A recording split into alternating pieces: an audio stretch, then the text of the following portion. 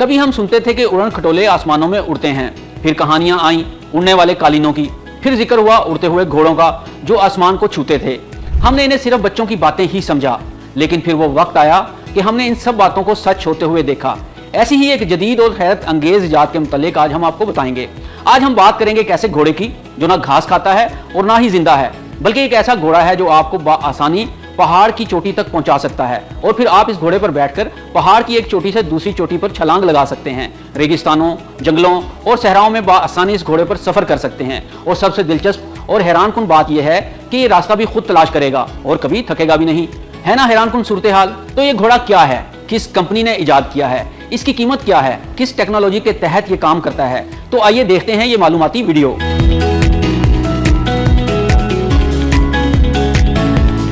Kawasaki Japan की मशहूर और मारूफ कंपनी है जिसने मोटरसाइकिल की इंडस्ट्री में बरसों अपना लोहा मनवाया है। और अब कावासाकी कंपनी ने मोटरसाइकिल से मुतासर होकर एक ऐसा घोड़ा नमा रोबोट इजाद किया है जो अपने सवार को हर जगह ले जा सकता है। और ये घोड़ा फराटे भरता हुआ चारों टांगों पर भागता है। इस घोड़े का नाम कोरलियो है। कावासाकी ने हाल ही में मुनक्किद होने वाली एक एक्सपो में इसकी नकाबकशाई की है। कोरलियो घोड़ा सरपट भाग सकता है, छलांगें लगा सकता है। इस घोड़े में फिट है जदीद तरीन GPS सिस्टम जो इस घोड़े को रास्ता तलाश करने में मदद देता है।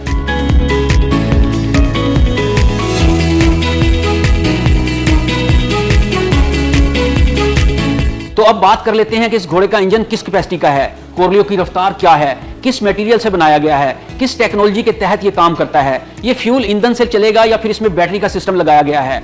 तो नाजरीन, कोरलियो चूंकि एक रोबोट है और इसका इंजन 150 सीसी है, ये हाइड्रोजन को ईंधन के तौर पर इस्तेमाल करेगा।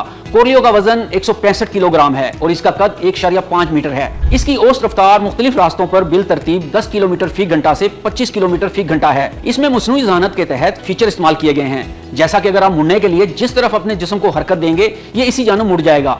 छलांग लगाने के लिए भी आपके जिस्म की हरकत को और अपने AI सिस्टम को समझ बूझ के तहत छलांग लगाएगा।